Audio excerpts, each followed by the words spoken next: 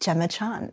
It is so nice to meet you. So nice to meet you properly. We've been in a WhatsApp group chat for months now. Yes. But we've never actually met in real life. No. How are you doing? I'm good, thank you. I mean, you look fantastic. So do you. Say. I mean, you know, this is more dressed up than I've been in a year and a half. So. Same. Have you recovered from this epic night shoot that you did for our September cover? How was that? You know, it was such an amazing experience. I was quite nervous and quite daunted when I heard about the idea and the fact that we would be starting at 1 a.m, obviously because sunrise at the moment is 4:50, something like that.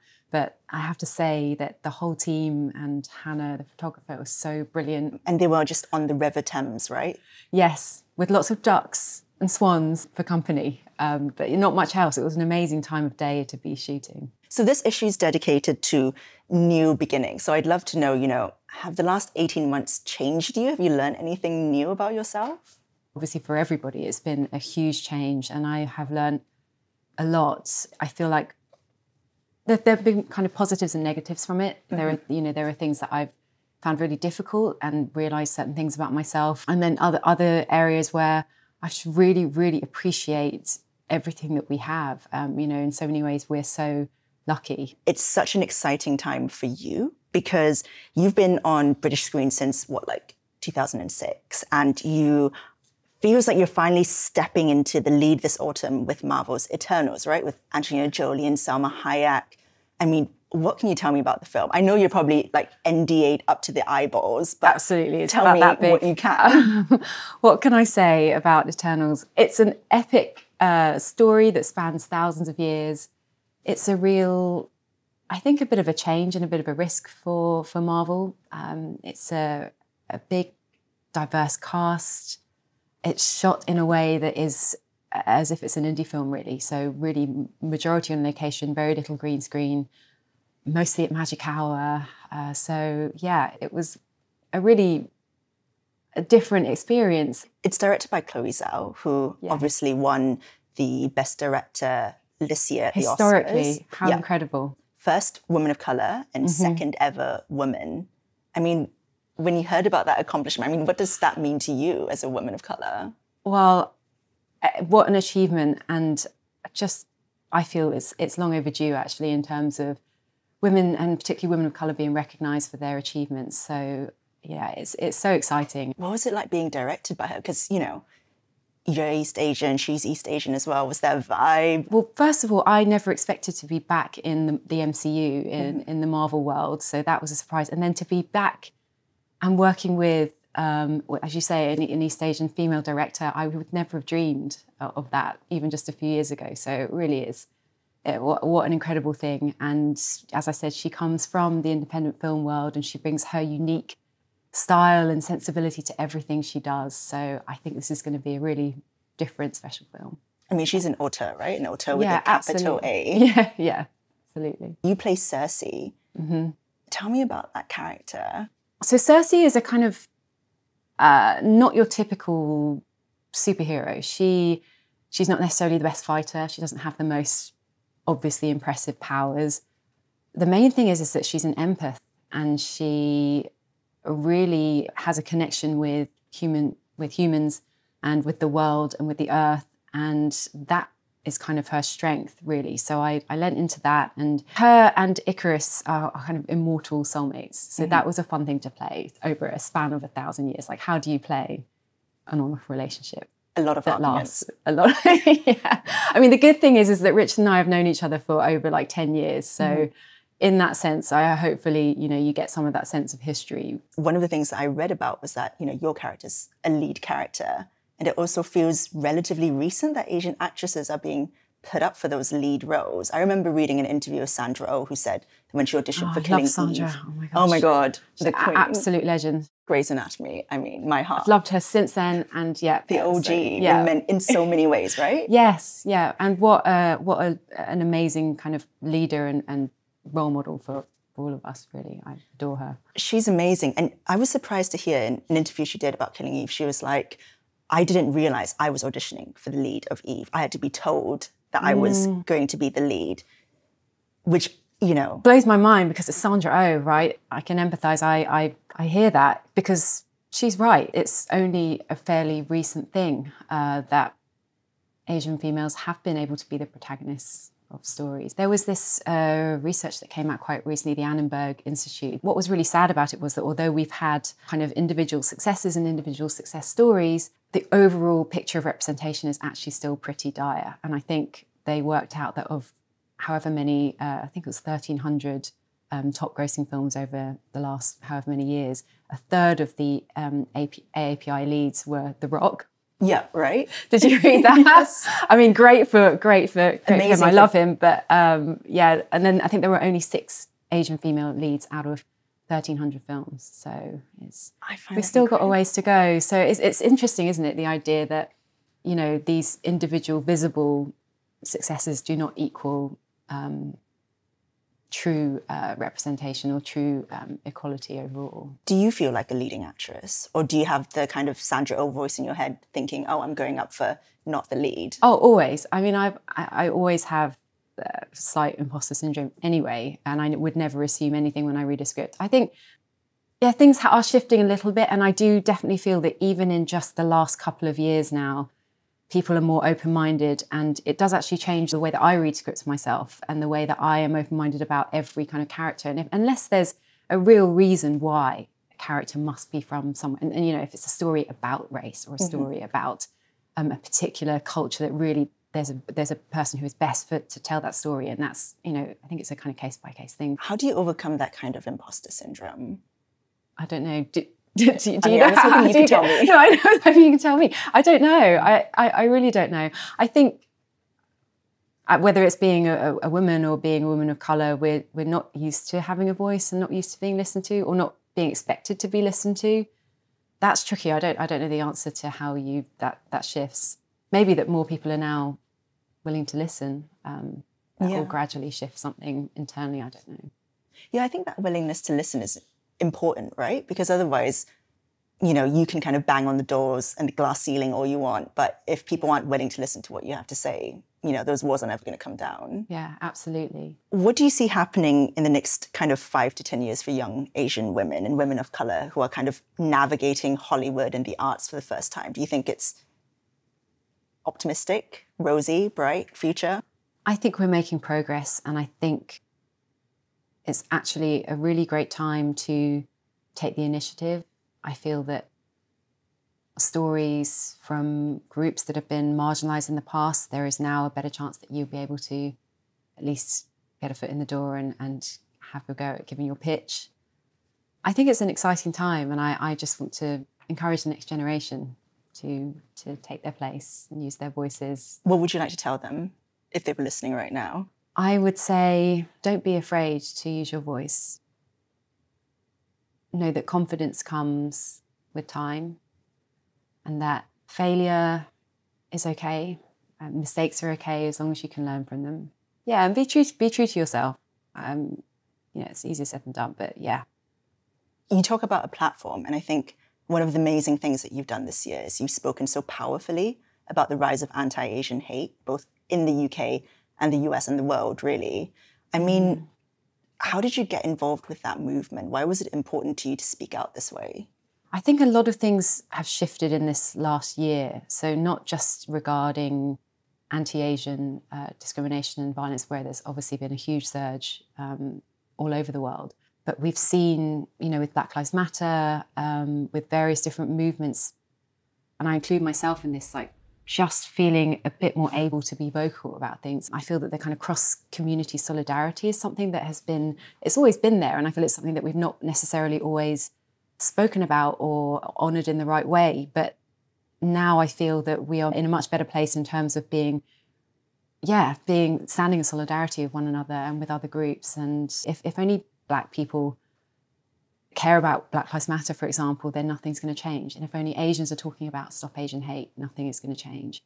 And it's only when we stick up for one another and we stand side by side that things will shift. And that's what I feel is happening more and more. And I do kind of feel a bit like an accidental activist. I definitely don't want to hold myself out to be any kind of expert in any way, because I know that there are people who have been embedded in communities doing the work for a long, long time.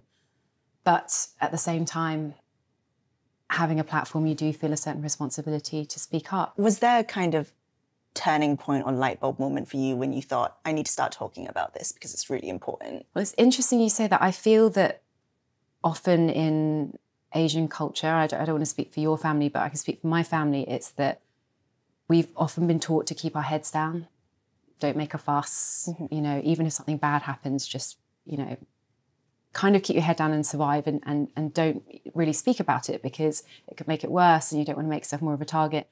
And I know that there's a definite kind of generational shift, I feel, between myself and my parents' generation, that actually we feel more willing, or our generation is more able to speak up. And so actually we kind of have a duty to, in a way that our parents perhaps weren't able to as either first generation immigrants or the like. So yeah, that's something I feel is a bit different in terms of the way that my mum and dad might have felt and how I've been able to speak out. Have you had these conversations with your parents? I have, actually. It's been a tricky year in that they notice, and obviously I was speaking to them and I wasn't able to see them for a long time, but I know that they had experienced verbal attacks, which hadn't happened for a while, you know, and that was really scary. And I just remember feeling so worried for them all the time, anytime they went out, and just worried for their safety, worried that one of those incidents might escalate. And yeah, for example, they never reported any of those incidents to the police. They would never have felt comfortable doing that. I think it's really hard to make people understand that, you know, when something bad happens and you're from, you know, an immigrant community or a community of colour, the police are not the first port of call. You just want to, like, stay quiet. Completely. And sometimes it's not safe for people, necessarily for people in those communities or from lower income families to call the police. And that's something I think we need to be mindful of in our response to that. And that's also why we have been working together on the Stop Asian Hate Fund and bringing that to the UK, because it's supporting grassroots organisations, hopefully in a way, and supporting potential victims of hate crimes and violence. I mean, working with you on that fund was such a balm to me, I think, because, you know, you spent these last few months, you hear about what's happening in the States, you hear about what's happening in the UK, and you just feel powerless. Yeah, totally. And also because so much of the focus has been on the States, and rightly so, because of the terrible things that have been happening. But we know, as people who live over here, that it's definitely not isolated to the States, and there is such a need for greater awareness and greater support in the UK. So I'm so glad that we got to work together on that. And that's, you know, it's an ongoing thing. It's not a moment, it's a movement. And I know we'll be pushing forwards with that. So yeah, thank you. Thanks for everything you've done. Well, thank you. The thing is, I love this idea of it being a movement and not a moment, right? Because it feels like our community is only really just starting to find its voice. I don't know if you feel that way too. Completely. And I feel that we've been less organised over here in the UK in comparison to where the AAPI community is in the States, for example. So hopefully this will have a ripple effect. And I mean, I don't mean us necessarily, but just in terms of the general awareness raising, hopefully it will mark the beginning of a change. I think that's one of the heartbreaking things about this wave of anti-Asian hate, right? Because it seems to target elder people, our elders, which is such a big deal. Yeah. In Asian culture, you know, you respect your elders, you keep them safe, you love them. And to see it happen to this kind of violence, it just breaks your heart. No, it's awful. And especially that generation as well. They're the generation that very much swallowed their own pain and unburdened others. So to see them being attacked is just horrific. It's interesting you mention, you know, the cultural thing about keeping quiet and not causing a fuss. I mean, do you identify with that side of the culture at all? Yeah, totally. Yeah, completely. I suppose at each stage of my life, really, the idea that you're going to have to really prove your worth. You're going to have to really prove that you have the right to be in any of these spaces. And you definitely don't want to kick up a fuss, even if something, you know, isn't right or is bothering you. That's how I was brought up. What did it take for you to kind of, I guess, overcome that attitude or that feeling or that instinct? Because it sometimes feels like an instinct not to want to raise your head above the parapet. I think actually speaking up for others, I've felt more able to speak up and stick up for others in the first instance, and then actually thinking, you know what, you can actually speak up for yourself as well. How comfortable do you even feel, you know, talking about yourself in this way, you know, as someone campaigning for, you know, the Stop Asian Hate movement, as someone who's really kind of, I guess, has the burden of symbolism of being, you know, one of the first huge British Asian actresses? Definitely daunting. I feel very grateful and very lucky in many ways. Yeah, it is daunting, and I think it's hard because you don't want to let people down, and obviously you can't be everything to everyone as well. But again, I certainly don't want to be the only successful, I know I'm not the only successful British Asian actress. I just want to keep that door open and make sure I'm not the only one. Because, I mean, growing up, I definitely don't remember seeing very many British Asian actresses on British screens at all. I'm wondering if you can think of any or remember any. No, I mean, anytime my family saw an Asian face on TV, regardless of whether it was in a newscast or TV or a film, it would just be, Mom, Dad, come and have a look. There's an Asian face on TV. It was that rare.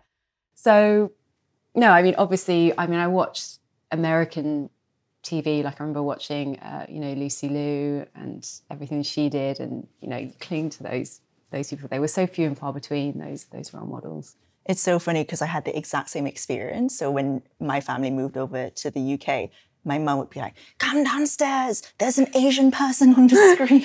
Yeah.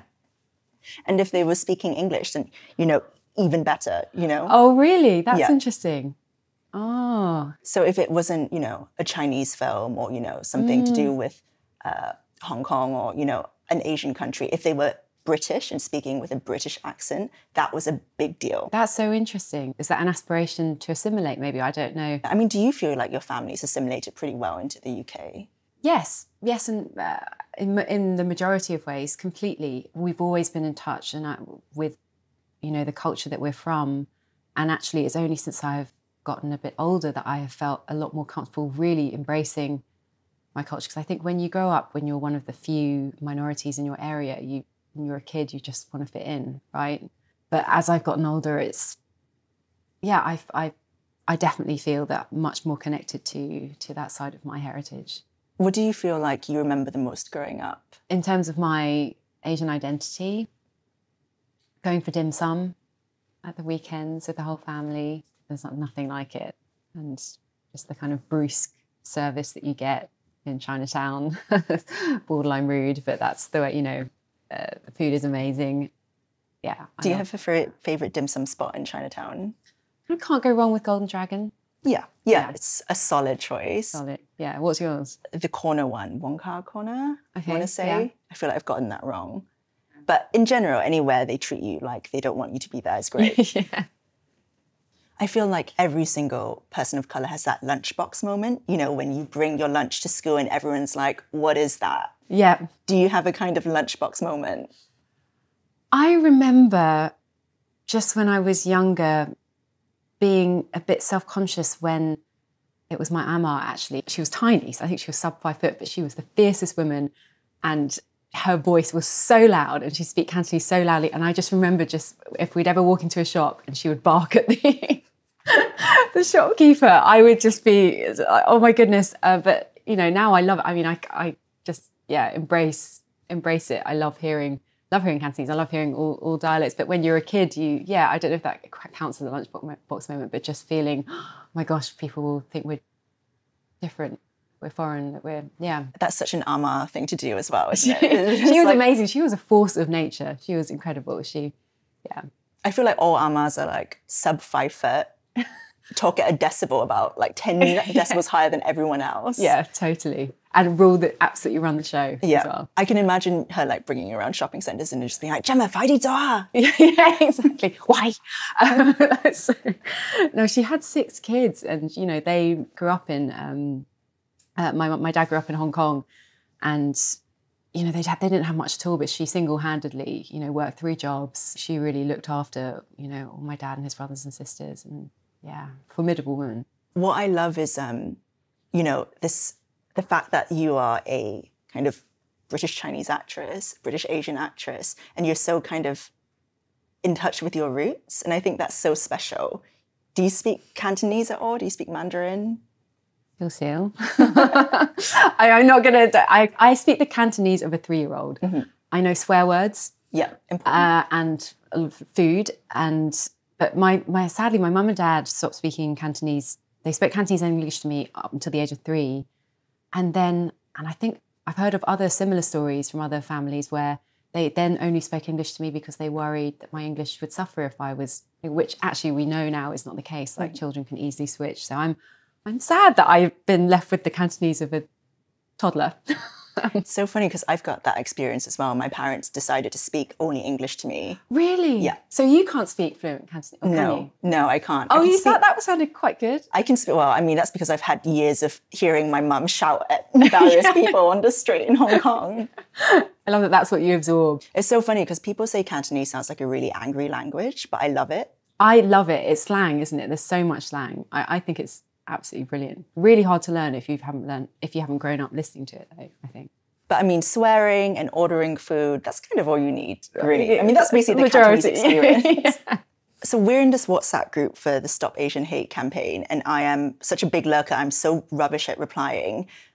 You seem like you'd be really good at WhatsApp. I bet you've got a really lively family group chat going. I have got a good family group chat, which is fun. I have the Crazy Rich Asians group chat is still going strong. Wow. From 2017. That's 4 years of chat. Yeah. Oh my God. So who's the one who's best at like sending memes? Who's the funniest one in the group chat? Ronnie Chang. Ronnie Chang sends funny things. And Jimmy.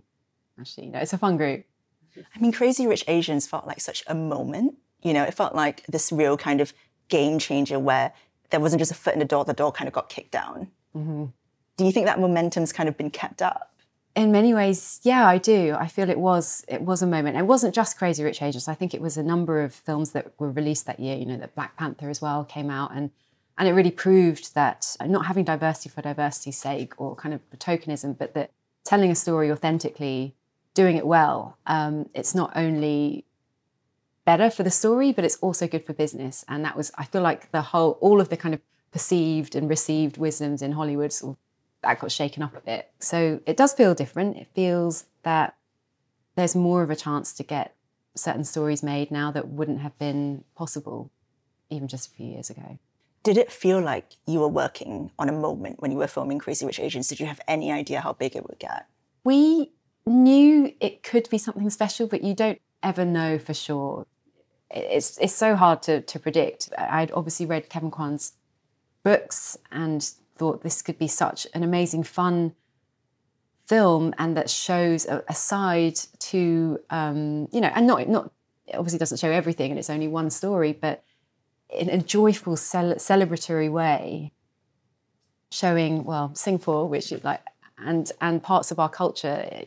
I had quiet high hopes, but I would never have dared to voice them. I mean, I loved the film because it felt like it really showed if you just have a completely Asian-fronted film, you can let all these stories breathe in a way that you just don't get if it's just one Asian in a film that completely doesn't have any other Asians in them. Exactly, because if there's just one Asian in a film, you then slightly by default become the representative of your race. So those kind of outlandish characters that we had, like, think of Ken Jeong's character or Jimmy O Yang, like in isolation may have been a bit like, but actually being able to just see complete range of Asians being funny, ludicrous, outrageous, acting like cool, acting like arseholes. Like, I mean, as the whole spectrum of human behaviour, and being allowed to have that all in one film, great.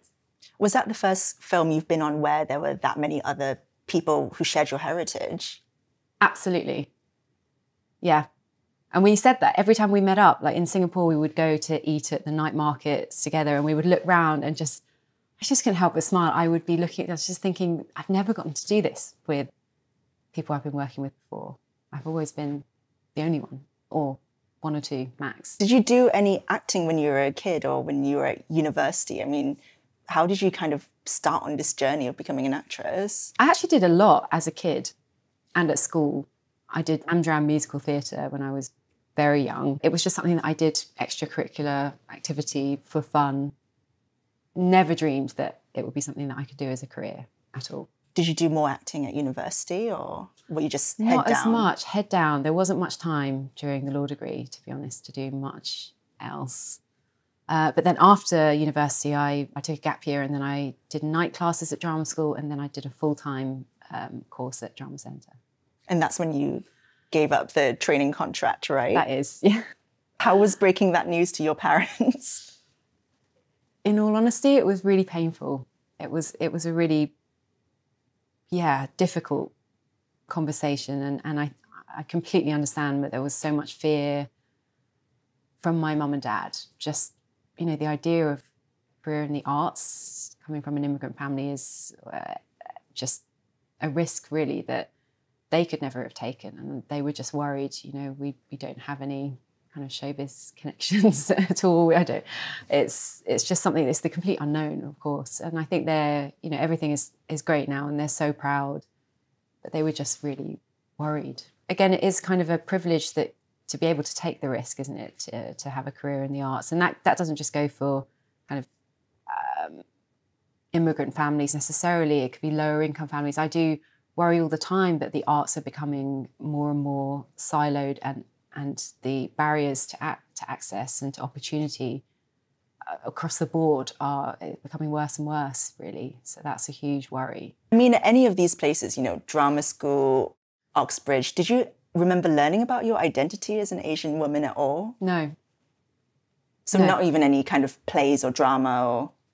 No, it was something that you had to seek out yourself, and it's something that I think is such a shame. I feel we really should learn the history and the contributions and the struggles of all the people that have contributed to the UK, and it's something that has been missing for a long time from the curriculum. And we see it in the fact that Black and brown soldiers who fought for the Allies in World War I, only just now are they being recognised that they weren't properly commemorated, weren't properly buried. And it makes a huge difference. It makes a huge difference to the general sense of who belongs, who has, who is us and who is them. And I think that's something that is so, so important. That's something that I feel very passionate about, which is to work on the education and diversify the curriculum that kids are taught. What's been your experience, I guess, kind of growing up as an Asian woman in the UK? Because I didn't grow up here, so I find, this particularly fascinating. How did you navigate your ethnicity growing up in, a not very diverse part of the UK? To be honest, it's something, like I mentioned before, that I have felt like I have gotten more in touch with that side of my culture and my heritage as I have gotten older. And it's strange, isn't it? I feel like as Asians, we occupy this slightly ambiguous space in terms of racial discourse, in terms of where we fit in. We've obviously got the model minority myth, which we've both benefited from, but also it's very harmful, and it's harmful to other people of colour. So we've just been in this slightly strange space where we've not particularly celebrated ourselves, but we've not also been able to speak up about the discrimination that we face. So yeah, again, I think that is something that thankfully is shifting. Do you think there's a kind of British Asian identity?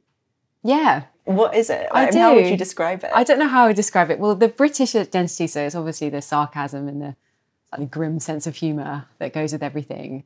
And then you get the Asian side of things that's slightly pessimistic, hoping for the best but preparing for the worst.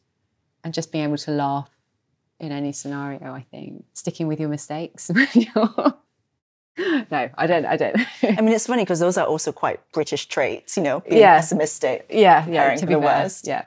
I know a lot of Asian women who have recently found this kind of last few months really tough, especially in the UK, with the Sarah Everard killing, with the Stop Asian Hate movement, and, the rising kind of anti-Asian violence. How has it been like for you? It's been difficult, actually. I think the cases that you mentioned, it just underlines the fact that we've got so much further to go in raising awareness in terms of gender-based violence, how unsafe it is actually for women so much of the time, and that's what's been so hard.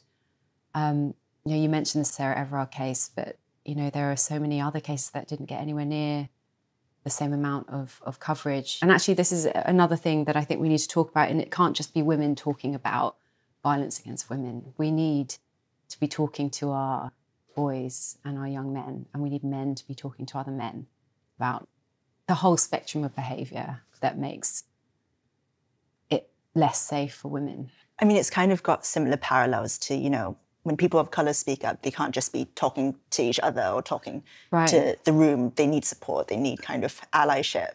Yeah, we need the allyship of men. We really do. They have to be included in it. And that is something that I feel is slightly starting to shift, but we've got a long way to go. What do you think needs to happen for that shift to keep going and to, kind of deepen and get more significant and stronger? I think it's about education, and about education much younger. There's a charity that I have only just really started to follow their work, but they're called Tender, and they do workshops in schools talking about things like consent and healthy relationships, and they go in from a very young age, and they started as a pilot scheme, and it's now across the whole of London in, I think, over 90 schools. And I think it's things like that, and talking to boys and saying it's okay to be vulnerable. You don't have to compete and be macho.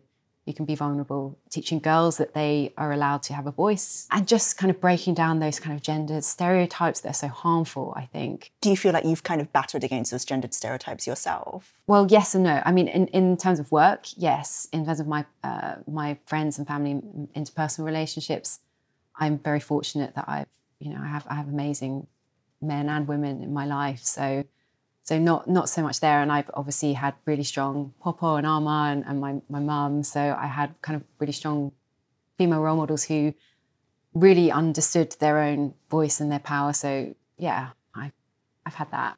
Very fortunate. I think also there's something to be said for, the strength of older Asian women, especially in your family. Yeah.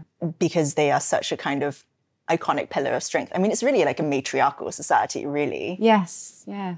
Yeah, totally. I mean, you've been an actress for, years and years, and you've kind of moved through these big seismic changes, like Time's Up, for instance.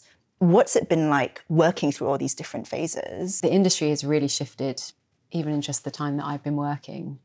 And, you mentioned Time's Up, that was seismic. And strides have been made, but I think we still have a long way to go. And even though there are now theoretical structures in place where people can go to if something is happening that they're not comfortable with, changing the actual culture and changing in practice takes longer. Abuses of power can still happen, and that's something that we need to be constantly aware of. It's so interesting because I feel like, you've been on TV and you've been on film, doing all these kind of different roles. Is there a particular one that really spoke to you? I really connected with the character I played in the Dominic Savage project, I Am Hannah. It was mostly improvised. It felt very raw. We shot it quite quickly, but it was very immersive. And I co-wrote the story with Dominic. And just being able to give a version that felt truthful in terms of what I know a lot of women have been feeling, or at least the women that I knew.